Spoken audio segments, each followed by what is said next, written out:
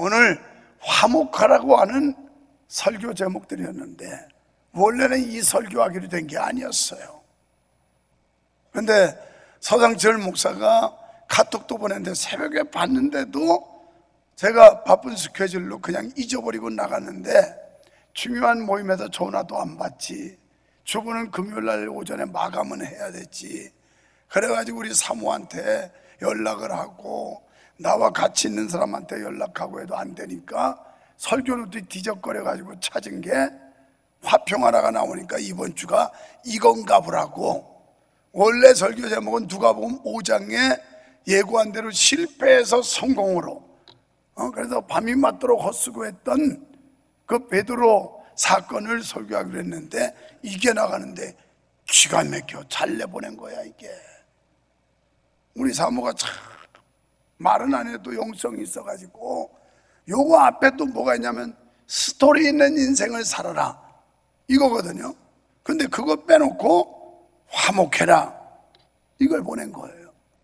그래가지고 서상철 목사에게 제가 그랬어요. 야, 그거 아닌데 뭐 보고 썼냐? 그랬더니 사모님이 그냥 해줘가지고 지금 못 바꾸냐? 그랬더니 벌써 끝났대. 인생 끝났대. 이게 매사 하나님의 섭리가 있고 은혜예요. 왜? 지금 이 시점에 이 화목이 필요한 거예요. 화목이요. 개인 이기주의가 얼마나 지금 팽배한지 몰라요. 내 거, 내 주장 이거 가지고 지금 교회가 이제 넓은 공간 쓰다가 확 좁혀지면서 불평, 불만, 충돌, 갈등 이런 것들이 얼마나 생겨나는지 몰라. 그래서 야, 기가 막히게 하나님이 이 본문을 줬구나. 아이 놓고는 웃어도 돈 놓고는 못 웃는다는 속담이 있습니다. 아이가 있는 집은 웃음이 늘 끊이지 않고 화목하지만 돈이 많은 집은 걱정이 늘 끊이지 않는다는 뜻입니다. 동네가 구열하면 소를 잡아먹고 집단이 구열하면 닭을 잡아먹는다. 이 말은 동네가 화목하면 말썽 없이 소를 잡아먹을 수도 있고 집단이 화목하면 닭을 잡아먹을 수 있다는 뜻으로 사람들이 단합하여 화목하게 지내는 것이 풍요함을 비유로 이르는 속담입니다. 그러니까 우리 교회가 이 화목하는 일, 이게 있어야 은혜가 넘치고 풍요가 넘치게 되는 겁니다. 더군다나 요즘 같은 상황, 앞으로 2년 가까이 벌어질 상황들, 이게 얼마나 우리 각자에게 불편을 감내해야 될지 상상이 가요. 이제 이 한 건물 가지고 아이들이 불새통을 놓을 거고, 그래서 이제 그 각 실들 명찰 다 떼버립니다. 이게 마치 무슨 전유물이나 되는 것처럼 고집 부리고, 벌써 이건 한참 전부터 이런 상황들이 발생하기 시작해서 이건 우리 공간이라고. 그래서 여기는 다른 사람들 침범 못한다고. 우리 공간, 내 공간이 어디 있어요? 다 하나님의 사람들 공간이고. 그래서 새로 짓는 꿈마당 센터에는 무슨 예배실, 아동부 예배실 그거 없습니다. 그냥 1채플, 2채플, 3채플 쭉쭉쭉쭉 가면 누구든지 행정실장한테 결제받고 이 모든 시설을 움직이는 행정실장이 총괄하게 우리 총괄에 돼 있어요. 그래서 시를 조정해서 기관별로 필요한, 큰 교회는 다 그렇게 하는 거예요. 쬐그만 교회가 우리 전유물이야, 우리 거야 이러면서 고집 부리고 떼쓰고 있지, 워낙 많은 사람들이 쓰는 교회는 그렇게 채플로 해가지고 다 나눠 쓰게 돼 있어요. 화목해야 돼요. 가와 만사성이라는 말이 있습니다. 집안이 화목하면 모든 일이 잘 풀린다는 말이에요. 반대로 집안이 불화하면 밖의 일이 안 된다는 거예요. 이런 우리는 불편을 감수하면서 이런 때일수록 서로 이해하고 배려하고 양보하고 이래야 교회가 잘 되지. 그렇지 않으면 갈등이 생기고 다툼이 생기고 이렇게 돼요.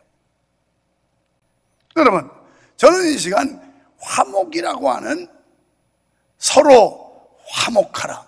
이 화목하라고 하는 제목을 던졌어요. 이 화목은 다른 표현으로 화평이라는 뜻이에요. 화평해야 된다는 거예요. 그래서 마태복음 5장 6절에 보면 이렇게 말씀을 해요. 화평케 하는 자는 복이 있나니 그들이 하나님의 아들이라 일컬음을 받을 것이미요. 아멘. 화평케 하는 사람, 우리가 화평케 하나님의 아들이라 일컬음을 받는데요, 이 말은 화평케 안 하면 하나님 아들 아니라는 말과도 같은 뜻이죠. 디모데전서 5장 12절로 13절에 처음 믿음을 저버렸으므로 종죄를 받느니라. 또 그들은 게으름을 익혀 집집으로 돌아다니고 게으름뿐 아니라 쓸데없는 말을 하며 일을 만들며 마땅히 아니할 말을 하나니. 또 있나? 뒤에 저게 다 나온 건가? 그러니까 어떤 사람은 말썽을 일으키는 사람들이 있어요. 그리고 쓸데없는 일을 자꾸 만들어서 불편을 주는 사람들이 있어요. 그런데 오늘 이 말씀엔 그러지 말래요. 예수님도 이 땅에 오셔서 화목제물이 되게 오셨습니다. 그리고 그분은 화목제물이 몸소 되셨어요. 하나님과 우리를 화목시키기 위해 오셨고 하나님과 우리 사이를 화목시키기 위해서 십자가에 죽으셨습니다. 로마서 3장 25절에서 이 예수를 하나님이 그의 피로써 믿음으로 말미암는 화목제물로 세우셨으니 이는 하나님께서 길이 참으시는 중에 전에 지은 죄를 간과하심으로 자기의 의로우심을 나타내려 하심이니. 아멘. 예수 그리스도가 화목제물이 되셨다는 거예요. 그렇다면 그리스도를 따르는 제자된 우리도 마땅히 화목제물이 되어야 한다는 겁니다. 우리도 예수님처럼 교회 공동체에서 화목제물이 되어야 할 줄 믿습니다. 그리스도인은 주님의 은혜로 새롭게 태어난 사람을 그리스도인이라고 그래요. 그 놀라운 변화는 다른 사람들과의 삶 속에서, 교회 공동체 속에서 자연스럽게 나타나는 겁니다. 이 사람이 그리스도인인지 아닌지가 이 거룩한 교회 공동체에서 자연스럽게 보여져야 드러난단 말이에요. 사도 바울은 새 사람 된 성도는 구체적으로 어떻게 해야 하는지 말씀하고 있어요. 여러분, 가정이나 교회 공동체에서 우리가 화목하려면 첫째는 은혜로운 말을 해야 돼요. 감사의 말, 긍정의 말, 진실한 말을 해야 합니다. 모르코 속담에 말이 입힌 상처는 칼이 입힌 상처보다 깊다, 이렇게 말했어요. 우리가 말 한마디 한마디에서 다른 사람에게 주는 상처가, 저 같은 사람 정말 조심해야 될 사람이죠. 말을 많이 하니까. 미드라시는 이렇게 말했어요. 험담은 세 사람을 죽인다.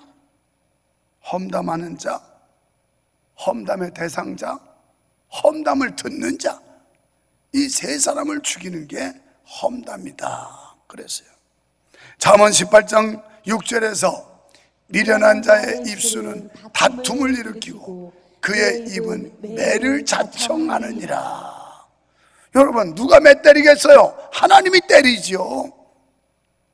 미련한 자의 입은 다툼을 일으킨다. 자꾸 갈등을 만들어내요. 그래서 본문에 보면 주님을 따르며 그분을 닮아가려면 먼저 거짓말을 버리고 참되고 선한 말을 해야 한다라고 말씀합니다. 그러니까 주님의 은혜가 말을 통해 드러나야 된다는 거예요. 이 말이라고 하는 건 그 사람의 인격이에요. 인격. 그 사람이 어떤 말을 구사하고 변하냐에 따라서 인격이 드러나는 거예요. 몰상식한지 고상하고 또 인격자인지 말을 들어보면 안다는 거예요. 그리스도인의 온전한 삶은 은혜로운 언어 생활로 시작이 됩니다. 그러므로 거짓되고 은혜롭지 못한 말은 입 밖에도 내지 말아야 됩니다. 입 밖에. 10계명 가운데 제9계명에서도 예수님이 뭐라고 말씀하셨냐면 내 이웃에 대하여 거짓 증거하지 말아라. 거짓말하지 말라는 거예요. 여러분, 거짓말을 할 수 있는 사람과 절대 거짓말을 할 수 없는 사람 거래하면 누가 이길까요? 거짓말하는 사람이 이깁니다. 이게 정상적이고 못 쓰는 물건인데도 거짓말로 이건 온전한 물건이에요, 이거 쓸만한 거예요 해서 거래를 성사시키면 거짓말하는 사람이 수침하는 거예요. 이게 거짓말이라는 거예요. 그러니까 거짓말하는 사람과 진실한 사람이 거래하면 거짓말하는 사람이 이긴다는 거예요.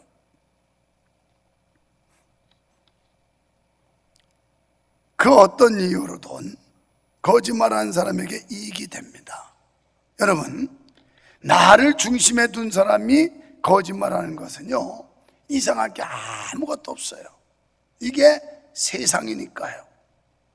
언제 거짓말할까요? 나를 잘 보이게 할 때, 이때 거짓말해요. 또 나의 잘못을 감추려고 할 때, 이때 거짓말하는 거예요. 이 세상에 가짜가 판을 치잖아요. 가짜 뉴스가 판을 치고 헛소문이 판을 치고 판을 쳐요. 하지만 우리는 새 사람으로서 참된 것을 말해야 합니다. 주님을 따르며 그분을 닮아가려면 먼저 거짓말을 버리고 참되고 선한 말을 해야 합니다. 믿으시면 아멘 합시다. 주님의 은혜가 말을 통해 드러나야 된다는 거예요. 그래서 그리스도인들은 온전한 삶은 은혜로운 언어 생활로 시작된다. 그러므로 거짓되고 은혜롭지 못한 말은 입 밖에도 내지 않도록 매일매일 자신을 훈련해야 돼요. 두 번째, 분노를 다스려야 합니다. 26절에 말씀을 문자대로 번역하면 이런 말이에요. 분을 내어라. 하지만 죄를 짓지 말라. 이런 뜻이에요. 분을 내라. 그런데 죄를 짓지 말라. 그거 이상하잖아요. 분을 내면 죄 짓지 어떻게 분내는 사람이 죄 안 짓느냐. 그런데 이 말은 직역하면 분내라. 그런데 죄 짓지 말아라. 이 말씀은 악한 것, 그러니까 불의한 분노는 버리고 선한 분노, 의로운 분노를 품어라, 이런 거예요. 불의야 불법 이런 데 대해서, 그 죄 이런 데 대해서 거룩한 분노를 가지라는 거예요. 그런데 사람들은 거꾸로 잘못하고 있어요. 좋은 게 좋다는 거예요. 좋은 게 좋다. 이게 정말 잘못된 인생입니다. 뭐 좋은 게 좋은 거지 뭐, 아유 뭐 좋은 게 좋은 거지. 그러니까 타협하고 다 잘못된 불의, 이 사악한 것들과 합세라는 거예요.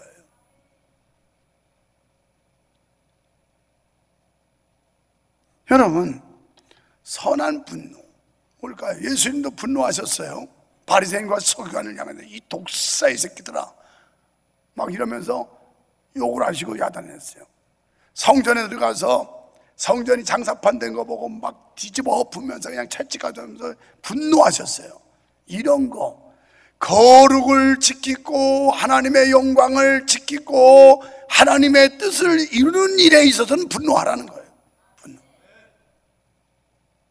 자기 감정, 자기 체면, 이거 지키기 위해서 분노하는 건, 그것은 소가지 부리는 거예요. 성질 부리는 거예요. 죄에 대하여, 악에 대하여 우리는 분노해야 합니다. 나의 죄에 대해서도 그러해야 하고 남의 죄에 대해서도 그렇게 해야 합니다. 하나님을 대적하는 세상에 대해서도 분노해야 돼요. 그래야 우리가 죄를 멀리할 수가 있어요. 하지만 분노라는 감정 자체가 매우 강력하다는 사실에 유의해야 돼요. 막 분노하라고 그랬다고 해서 더 버르고 막 교회에서 또 개판 치지 말고. 그러니까 이 말은 무슨 얘기냐, 감정에 사로잡히기가 쉽다는 거예요. 자칫하면 자기 개인 감정 이거 가지고 막 소가지 부리고 화내고 이러기 쉽다는 거예요. 대부분 분노의 결정적 원인은 내가 아닌 남에게 있다고 생각하는 경우가 많아요. 어떤 사람의 죄에 대한 분노가 결국은 사람을 정죄하고 비방하는 것으로 이어지기도 합니다. 자칫 죄를 죄로 갚고 싶은 생각이 나기도 해요. 그래서 사도 바울은 오늘 말씀에서 분을 품때 해가 지도록 품지 말아라, 이렇게 말씀하는 거예요.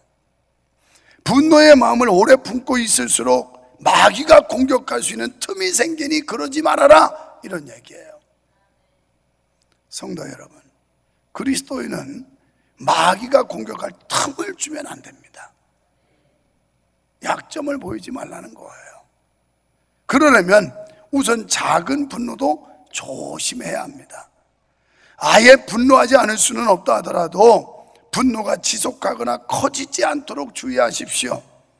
그렇지 않으면 마귀가 원하는 대로 죄를 짓게 되고 주님이 원하시는 삶에서는 점점 멀어집니다. 우리는 마귀의 침입을 막아야 합니다. 마귀가 어떤 존재인가요? 마귀는 에덴 동산에도 침입을 해서 아담과 하와를 미혹해서 넘어뜨린 게 마귀예요. 그러니까 이 거룩한 공동체라고 마귀가 안 드러내요. 천만의 말씀이에요. 우리가 하나님의 백성 됐다고 마귀가 안 건드리느냐? 천만의 말씀이에요. 목사도 건드리고 장로도 건드리고 권사도, 사정없이 틈만 보이면 영락없이 공격해요. 그래서 우리를 생각을 흐리게 만들고, 그래서 마귀가 좋아하는 일로, 하나님이 싫어하는 일로 자꾸 끌고 다녀요. 사도 바울은 그래서 가룟 유다 속에도 침입해서 예수님을 팔아먹기도 했잖아요. 사도 바울은 본문에서 신자들은 마귀를 과소평가해서는 안 된다, 이걸 강조하고 있는 거예요. 항상 경계하고 대적해야 할 대상인 줄 믿으시기 바랍니다. 그래서 마귀와의 싸움, 우리의 그 신앙적 삶은 원수 마귀 사탄과의 싸움이에요. 야고보서 4장 7절에 그런즉 너희는 하나님께 복종할지어다 마귀를 대적하라, 그리하면 너희를 피하리라. 마귀를 대적하라 그랬어요. 마귀와 싸워야 마귀가 물러간다는 거예요. 열왕기상 22장 22절에 여호와께서 그에게 이르시되 어떻게 하겠느냐? 이르되 내가 나가서 거짓말하는 영이 되어 그의 모든 선지자의 입에 있겠나이다. 여호와께서 이르시되 너는 꾀겠고 또 이르리라. 나가서 그리하라 하셨은즉, 지금 예수 그리스도가 오셔서 마귀를 무적행 속에 집어넣기까지는 사탄 마귀가 역사를 해요. 그래서 여기 선지자의 입에도 마귀가 들어가서 거짓말하게 거짓 영이 들어간다는 거예요. 이 선지자는 뭐예요? 오늘날 목사를 말하는 겁니다. 목사 속에도 들어가서 거짓 영이 거짓말을 하게 한다는 거예요. 그럼 여러분이 뭔데요? 아니, 솔직히 말해, 여러분이 나보다 낫습니까? 내가 아무리 봐도 나보다 못할 것 같아. 아니, 세상 이력은 좋지만 영적인 면에서 얘기하는 거예요. 성경에 대한 이해도 나보다 부족할 것 같고, 기도를 해도 나보다 못할 것 같고, 예배를 드려도 나보다 못할 것 같고, 아무리 내가 봐도 여러분은 나보다 못할 것 같아. 그런데 그런 나에게도 미혹의 영, 거짓 영, 어둠의 영이 들어올 수 있다는 거예요. 조심해야 되는 거예요. 조심해야 돼. 자만하지 말고 착각하지 말고, 내가 목사인데 감히, 웃기지 마세요. 목사도 장로도 권사도 영락 없어요. 틈만 보이면 가차없이 들어오는 거예요. 그래서 너희는 시험에 들지 않도록 마귀에게 틈을 주지 말고 마귀와 맞서 싸워라. 싸워. 이거는 오늘날도 거짓말하는 사탄은 우리를 꾀이려고 합니다. 세 번째, 성령을 기쁘시게 해야 합니다. 오늘 보니까 성령을 근심케 하지 말아라, 이 말씀하는데, 바울은 분내는 것과 떠드는 것과 회방과 악의를 버리고 우리 구원의 보증이 되시는 성령을 근심하게 하지 말아라. 성령을 근심케 하면 예수님 근심케 하는 거고, 예수님 근심케 하면 하나님 근심케 하는 거예요. 왜? 삼위일체 하나님이기 때문에 똑같은 거예요. 성령을 근심케 하지 말라는 이 말씀은 하나님을 근심케 하지 말아라, 이런 뜻이에요. 삼위일체 하나님이기 때문에. 이것은 죄는 피하고 선을 행하라, 이런 말씀이에요. 우리는 이웃과 더불어 인자와 긍휼과 서로 용서하라고 말씀하는데, 특히 하나님이 우리를 용서하신 것 같이 하라, 이렇게 말씀해요. 우리가 하나님 앞에 용서받을 자격이 없지만 우리를 용서하고 구원해 주셨는데, 그리스도인은 성령님을 근심케 해서는 안 된다라는 거예요. 그리스도인은 성령님의 근심거리가 아니라 기쁨이 되어야 할 줄로 믿습니다. 그래서 우리가 그런 노래 부르면, 나 주님의 기쁨 되기 원하네, 내가 원하는 한 가지, 주님의 기쁨 되기 원하네, 그 노래 부르지 않습니까? 노래로만이 아니라 어떻게 하면 내 삶이, 내 생활이 주님께 기쁨이 될까를 고민해야 돼요. 그러기 위해서는 주님이 몸소 가르쳐 주신 그대로 다른 사람을 용서하고 사랑해야 할 줄 믿습니다. 그렇게 주님의 은혜를 전하는 거룩한 통로로 살아가야 합니다. 주님께 받은 은혜, 이걸 다른 사람에게 흘려보내는 거예요. 이게 지금 복음 전도하기 위해서 몸부림치고 있는 거예요. 거룩한 공동체에서 자기 희생과 헌신을 통해서 다른 사람에게 편안함과 행복을 주고 화평을 주고 하는 이 노력이에요. 이렇게 히브리서 11장 6절에 믿음이 없이는 하나님을 기쁘시게 하지 못하는, 하나님께 나아가는 자는 반드시 그가 계신 것과 또한 그가 자기를 찾는 자들에게 상 주시는 이심을 믿어야 할지니라. 아멘. 야고보서 2장 17절에는 이같이 행함이 없는 믿음은 그 믿음 자체가 죽은 것이라. 우리가 하나님을 기쁘시게 해야 믿음이 있는 거예요. 믿음은 행함으로 나타나야 믿음이 있는 거예요. 그렇지 않으면 다 가짜예요, 거짓이에요. 그렇습니다. 믿음이 없이는 하나님을 기쁘시게 할 수도 없고, 행함이 없는 믿음은 죽은 믿음입니다. 우리는 새 사람이 되었으니 믿음으로 행하며 살아갈 수가 있는 줄 믿습니다. 그렇게 살아갈 수 있도록 하나님께 능력을 구합시다. 거룩한 믿음의 공동체에서 화목제물이 됩시다. 화평을 이루어 하나님의 자녀의 모습을 나타냅시다. 29절에 더러운 말, 비난의 말, 불평의 말 입 밖에도 내지 맙시다. 선한 말을 하여 듣는 사람들에게 은혜를 끼칩시다. 아주 중요한 시기입니다. 지금 우리는 화평해야 돼요. 화목해야 돼요. 누가? 내가 먼저, 우리가 먼저 이 아름다운 교회 이루시기를 축원합니다.